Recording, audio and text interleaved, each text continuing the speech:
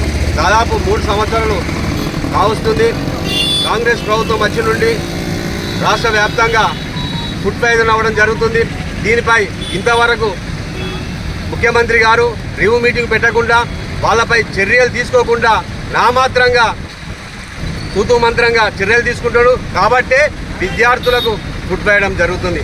దాదాపు కొంతమంది విద్యార్థులు చనిపోవడంతో జరిగింది. నిజంగా ఈ రాష్ట్ర ప్రభుత్వానికి విద్యార్థుల మీద ఏమైనా ప్రేమ ఉంటే ఎక్కడెక్కడ రోజొక సంఘటన జరుగుతుంది. కానీ ఈ రాష్ట్ర ప్రభుత్వం ఇంతవరకు చర్యలు తీసుకోకపోవడం చాలా దురదృష్టం. మొన్నటికి మొన్న మన మంచిర్యాల జిల్లా బెల్లంపల్లి దగ్గరలో మహాత్మారావు జ్యోతి పులే బాలికల హాస్టల్లో ఫుడ్ పాయిజన్ అవ్వడం జరిగింది. కానీ అక్కడ అధికారులపై కఠినంగా చర్యలు తీసుకోవాలని మేము బీఆర్ఎస్ పార్టీ పక్షాన డిమాండ్ చేస్తున్నాం. అయ్యా ముఖ్యమంత్రి గారు, మీరు దాదాపు 3 సంవత్సరాలు గడుస్తుంది. విద్యార్థుల ప్రాణాలతో చెలగాటమాడడం చాలా దురదృష్టమని ఈ సందర్భంగా తెలియడం జరుగుతుంది.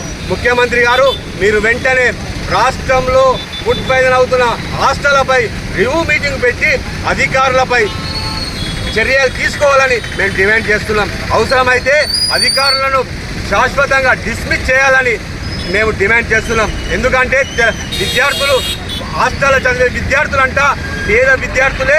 వాళ్ళు చదువుకోవాలంటే తల్లిదండ్రులు వాళ్ళు ఎక్కడెక్కడికి తీసుకొచ్చి ఇక్కడ హాస్టళ్లలో జాయిన్ చేయడం జరుగుతుంది. కానీ ఈ రాష్ట్ర ప్రభుత్వం వచ్చిన తర్వాత తల్లిదండ్రులకు పుత్రశోకమే మిగలడం జరుగుతుంది. నిజంగా విద్యార్థులు తల్లిదండ్రులు పంపాలంటే జనుకడం జరుగుతుంది. మీ రాష్ట్ర ప్రభుత్వం వచ్చిన తర్వాత, కాంగ్రెస్ ప్రభుత్వం వచ్చిన తర్వాత పూర్తిగా విద్యార్థులను పట్టించుకున్న నాదుడే లేడని మరోసారి తెలియడం జరిగింది.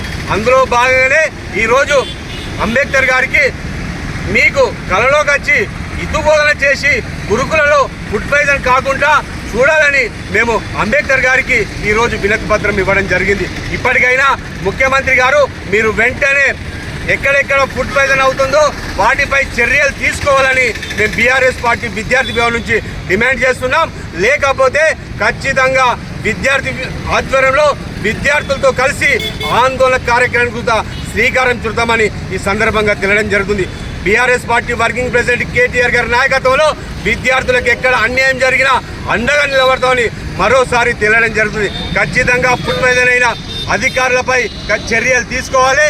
లేకపోతే మేము ఆందోళన కార్యక్రమం శ్రీకారం చుడతామని ఈ సందర్భంగా తెలియడం జరుగుతుంది. జై తెలంగాణ, జై తెలంగాణ, జై తెలంగాణ. విద్యార్థులతో చెలగాటమా, విద్యార్థులతో చెలగాటమా. జై తెలంగాణ.